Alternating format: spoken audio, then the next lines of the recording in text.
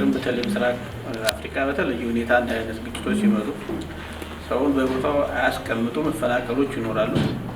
እንደዚህ አይነት መፈናቀሎች ሲመጡ ደግሞ ሀገራቶች በአግባቡ ተቀብለው ማስተናገድ ይኖራሉ። ኢትዮጵያም የፈረመቻቸው ስምምነቶች አንዱ በዓለም ደረጃ እንደ አይነት ነውና ሀገራችንም እንደ አይነት በተለይ ጎረቤት ሀገሮች እንደ አይነት ችግር ሲቀርብ ተቀብሎ የማስተናገድ ስራዎችን ስንሰራ የቆየ ነው። ዛሬም በሱዳን ወንድምና እህቶቻችን ያለው ነፍስ ተከፍቶ ወደ ክልላችን የመጡ ወንድምና እህቶቻችንን ተቀብለን በአግባቡ ፍቅር ሰጥተን ልክ እንደ መኖሪያ አካባቢያቸው ፊል እንዳደርጉ የማድረግ ስራ እየሰራን ያለ ነውና ያንን አስመልክቶ የተዘጋጀ እንትን ነው፣ የውይይት መድረክ ነው። ስለዚህ እንዲህ አይነት ነገሮች ሲመጡ በተለይ አካባቢው ሊኖሩ የሚችሉ ሶሻል የመሰረተ ልማት እንዲህ አይነት ፍላጎቶች ይኖራሉ። የመጣው ሰው ዝም ብሎ አይቀመጥም። ትምህርት ይማራል፣ መጠጡ ያስፈልገዋል፣ የመንገድ መሰረተ ልማት ያስፈልገዋል። ስለዚህ እንደዚህ አይነት ጉዳዮችን ጭምር አብረን አስተሳስረን ስራ የምንሰራበት ነውና ያንን ስራ የሚሰራው በተለየ ሁኔታ አሁን ባለው ሁለተኛው ዞናችን የምዕራብ ጎንደር ነው። እንደ ወረዳ ደግሞ ሶስተኛ ወረዳ ይሆናል ብዬ ገምታለሁና በኢንቨስትመንት ደረጃ በጣም ትልቅ ኢንቨስትመንት ነው። በኋላ ሊቀርብ ይችላል። የዳባት ኤግዚቢሽን በጣም ትልቅ ኢንቨስትመንት ነው የሚሰራው። በተለይ እንዲህ አይነት ስራ ባለባቸው አካባቢዎች የማይመለከቱ የስራ ዘርፍም የለም። ግብርና ስለሆነ የግብርና ብቻ ስራ እንሰራለን። ትምህርት ቤት ይሰራል፣ ጤና ጣቢያ ይሰራል፣ ድልድይ ይሰራል፣ መንገድ ይሰራል። ዘሆል የግብርና ስራዎች ከፊት ጀምሮ ዴሞንስትሬሽኖች ምኖች እቅዱ ሲቀርቡ ይሰራል። ሁለተኛው በበጀት ረገድ በጣም ትልቅ ካፒታል ኢንቨስት የሚደረግበት ፕሮጀክት ነው። በአፍሪካ ቀንድ የስደተኞች ተጽዕኖ ምላሽ የልማት ፕሮጀክት በኢትዮጵያ ባሉ ክልሎች ስደተኞችን አስጠልለው በሚገኙ ክልሎች ውስጥ የሚሰራ ፕሮጀክት ነው። የአማራ ክልል እንደሚታወቀው በዳባት ወረዳና ዳባት ከተማ የኤርትራ ስደተኞች ወደ 25 ሺህ የሚጠጉ ከከተማው ወደ 2.5 ኪሎ ሜትር ላይ አስጠልለው የሚገኝ ወረዳ ነው። ይሄ በሰሜን ጎንደር ዞን የሚገኝ ነው። የመተማ ወረዳና አሁን ዛሬ የሚጀምረው ደግሞ በምዕራብ ጎንደር ዞን መተማ ወረዳ ላይ የሱዳን ስደተኞችን አስጠልለው የሚገኝ ወረዳ ነው። ስለዚህ እነዚህ ወረዳዎች ስደተኞች ከስደት ተቀባዩ ጋር በጋራ ሲኖሩ የሰው ልጅ ባህሪና ሰው ስለሆኑ አስፈላጊ የሆነ መሰረተ ልማት ያስፈልጋቸዋል። ምግብ፣ መጠለያና ሌሎች ሁኔታዎች ያስፈልጋሉ። ስለዚህ እዛ መጥተው በሚኖሩበት ጊዜ ከህብረተሰቡ ጋር በጋራ ሲኖሩ የህብረተሰቡን ያለውን ሀብት ተሻምተውና ተካፍለው ስለሚኖሩ በነባር ህብረተሰብ ላይ የሚደርሰውን ተጽዕኖ ለመቀነስ የተዘጋጀ ፕሮጀክት ነው ይህ ፕሮጀክት። ስለዚህ በመንገድ፣ በውሃ፣ በትምህርት፣ በጤና እና በሌሎች መሰረተ ልማቶች በአጠቃላይ በእንስሳት ክሊኒክና በሰው ክሊኒክም የሚደርሰውን ተጽዕኖ በነባሩ ህብረተሰብ የሚደርሰውን ተጽዕኖ በመቀነስ ስደተኛውም ስደተኞችና እንግዳ ተቀባዮችም በጋራ እንዲኖሩ በህብረት ተናበው በጋራ በቋንቋ በባህል ተፋቅረው እንዲኖሩና አጠቃላይ እዛ ያለውን የኢኮኖሚ አሻሽለው ኑሯቸውን የተሻለ ኢኮኖሚ እንዲኖራቸው የማድረግ ነው የፕሮጀክቱ ትልቁ እንትን የስደተኛውን ስደት ተቀባዩን የኢኮኖሚ ደረጃ ማሻሻል ነው።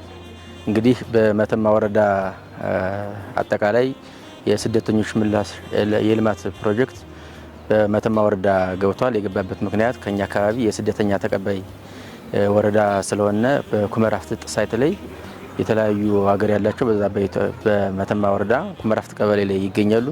እነሱን መሰረት ተደርጎ ዲአርዲፒ የሚባል ፕሮጀክት ወደኛ ወረዳ ገብቷል። እንግዲህ ዛሬ የትውውቅ ፕሮግራም እየተደረገ ነው ያለው። ከዚህ በፊት በእያንዳንዱ ያሉ ሙያተኞች ከክልል አቶ ሳሙኤል እና አቶ መልኬ እና አቶ መንግስቱ እየደወሉ የሚታቀዱ እቅዶችን አቅደን ልከናል። እንግዲህ ፕሮጀክቱ በወረዳችን ሲገባ 20 ቀበሌዎችን አቅፎ ነው የገባው። በ20 ቀበሌዎች አጠቃላይ የሚሰሩ የልማት ስራዎችን አቅደን ልከናል።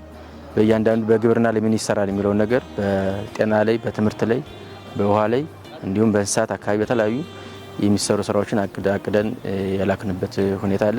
እንግዲህ በተቻለ መጠን የፕሮጀክት ወደኛ ወረዳ ሲገባ በጣም ትልቅ በጀት ዞን ነው የገባው። እንግዲህ ይሄን ትልቅ በጀት ዛሬ ገለጻ ተደርጎልናል።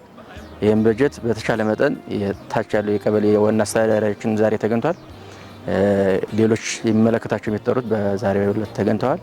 በተሻለ መጠን የስትሪም ኮሚቴና የቴክኒክ ኮሚቴው እየገመገም ታች ላይ በተለይ ፕሮጀክቱ ከዛሬ ስንረዳው የሚለው ብዙ አይነት ቢሮክራሲዎችን ቀርፎ በተለይ የግዢ ስርዓቱ ብዙ ጊዜ በጨረታ በምን ስለሚሆን በማከል ስለሚያጉላላ በታች ቀበሌዎች ወይም የቀበሌ ኮሚቴ እንዲሰራ ነው የተረዳ ነውና እሱ ትልቅ በአጭር ጊዜ የሚሰሩ ፕሮጀክቶችን እንዲያሳጠርን ይችላልና ይህ ፕሮጀክት ትልቅ ፕሮጀክት ነው።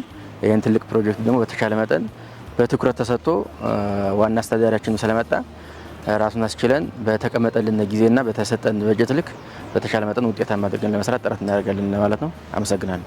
ምዕራብ ጎንደር ዞን በሀገረ ሱዳን ጋር በነበረ ግጭት ስፔሻሊ የሱዳን ዜጋዎች ከፍለው የሰፈሩበት የሪፊውጂ ካምፕ አለን ማለት ነው። ይህን ተከትሎ ይህን ማኔጅ የሚያደርግ የተለያዩ ፕሮጀክቶች ገብተዋል። አሁን ላውንች እያደረግነው ያለው ደግሞ የስደተኞች ተጽዕኖ ምላሽ የልማት ፕሮጀክት በመተማ ወረዳ እዚሁ በስደተኞች ካምፕ ላይ ለመስራት የቅድመ ዝግጅት ስራዎች አልቀዋል ማለት ነው። በእኛ በኩልም ይህን ታሳቢ ያደረገ የሚታቀፉ ቀበሌዎችን በመምረጥ እና ከታች ከአካባቢው ማህበረሰብ የሚመጡ የልማት እና የማህበራዊ እና የኢኮኖሚ ልማት ስራዎችን ለመስራት እቅዳችን አጠናቀናል ማለት ነው።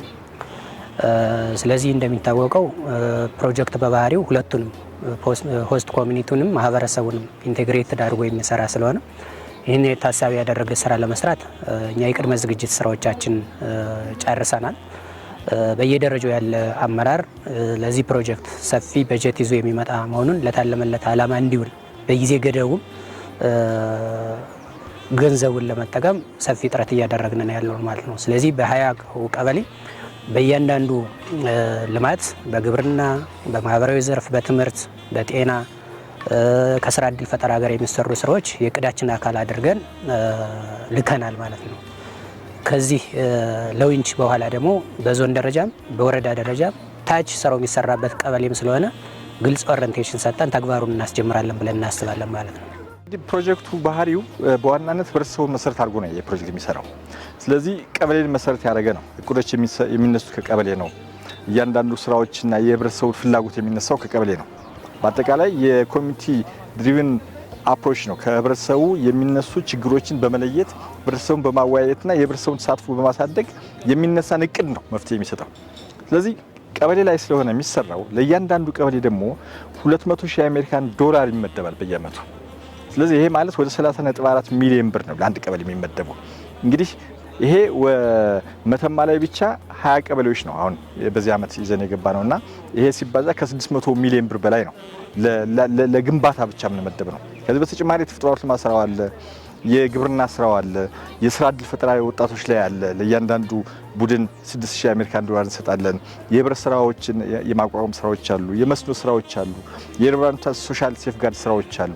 እነዚህ ደግሞ ከዚህኛው በተለየ ሌላ በጀት አላቸው። ስለዚህ በዚህ አመት በአጠቃላይ 1.5 ቢሊዮን ብር ነው በ2019 ወደ ወረዳው ይዘረው መንገባ። ይሄም እንግዲህ ዳባት ላይ 36 ቀበሌዎች አሉ። 35 የወረዳው እና የከተማው አንድ የስደተኞች ካምፕ አለ። እንዲሁም መተማ ላይ 20 ቀበሌዎች አሉ። ከ20 ቀበሌዎች አንዱ የስደተኞች ካምፕ ነው። በእነዚህ ቀበሌዎች ሁሉ የሚሰራው ስራ በጀት ወደ 1.5 ቢሊዮን ብር እጅግ በጣም ትልቅ በጀት ነው። ይህን በጀት ስራ ላይ ማዋል ያስፈልጋል። አመታዊ በጀት ነው። በአመት ውስጥ የሚገነቡ ግንባታዎችን፣ የሚሰሩ የተፈጥሮ ልማት ስራዎችን፣ የኢነርጂ ሶርስ የማሟላት ለአርሶ አደሩም ሆነ ለስደተኞች የማሟላት፣ ሴቶች ተጠቃሚ የማድረግ ስራዎችን፣ ወጣቶች ተጠቃሚ የማድረግ የመስኖና ሌሎች የልማት ስራዎች መስራት ያስፈልጋል። ይህን ለማድረግ የፕሮጀክቱ በእያንዳንዱ ወረዳ የስትሪንግ ኮሚቴ አለው። አጠቃላይ የሴክተሮችን የሚያካትት ነው። እንደገና የቴክኒካል ኮሚቴዎች ደግሞ አሉ። ይሄ የቴክኒክ ባለሙያዎችን የሚያካትት ነው። እነዚህ ኮሚቴዎች ቀበሌ ድረስ ያሉ የቀበሌ ኮሚቴዎችን በማስተባበር በጀቱን ውጤታማ በሆነ መንገድ መጠቀም መቻል አለባቸው። ይሄ በጀት አመታዊ በጀት ነው። ይሄን አመታዊ በጀት ውጤታማ ለማድረግ ከወዲሁ ዝግጅት ማድረግ ያስፈልጋል። ያንን እንዲወጡ ለማስቻል ነው ከወዲሁ እኛ እቅድ ትውውቅ የምናደርገው የፕሮጀክት ላውንችም ያካሄድ ነው። ስለዚህ አመራሩ ዋናው የአመራር ተግባር የህብረተሰቡን ችግር መፍታት ነው። የህብረተሰቡን ችግር ለመፍታት ደግሞ በጀት ከተገኘ በጀቱን በአግባቡና በሚፈለገው ውጤታማነት ማሳረፍና ውጤት ማሳየት ይጠበቅበታል። ያን ለማድረግ ከአሁኑ ዝግጅት እንዲያደርጉ ነው የዛሬው ስራችን። ስለዚህ ከዚህ እንደወረዱ ሄደው ህብረተሰቡን የማወያየት ኮሚቴዎችን የማቋቋም እያንዳንዱ ኮሚቴ ውጤታማ የማድረግ ወደ ስራ የማስገባት እና የመጣውን ይህንን ትልቅ በጀት በአንድ አመት ውስጥ በሆነ ጊዜ ውስጥ ውጤት አሳይቶ ህብረተሰቡን ተጠቃሚ ማድረግና ስደተኛውና ስደት ተቀባዩ ወይም ህብረተሰቡና ስደተኞች በጋራ በህብረት ተናበው ተዋደው ተፋቅረው እንዲኖሩ የማድረግ ስራ መስራት አለበት። ሴቶችን 50% ተጠቃሚ ማድረግ መቻል አለባቸው።